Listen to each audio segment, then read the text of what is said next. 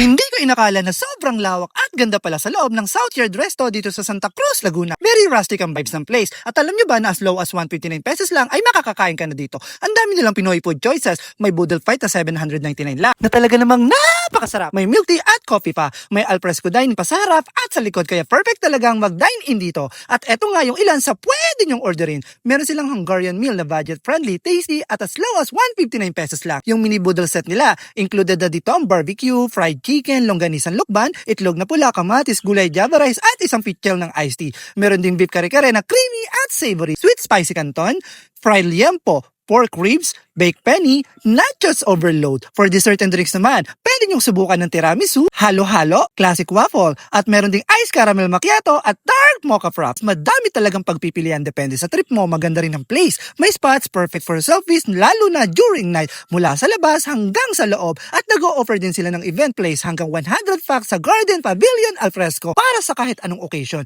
PM lang sa page nila para sa details. Open sila Wednesday to Sundays, 11 a.m. to 8 p.m. Pag weekends naman hanggang 9 p.m. Matatagpuan sila sa Labuin, Santa Cruz bago mag Metro Central Mall pag galing kayo ng bayan. Kaya mga lods, ano pang inaantay nyo? Tara na sa Southward Resto, tikman ng sarap, enjoy ang vibes at huwag kalimutang mag-selfie. Support loko tayo mga lods.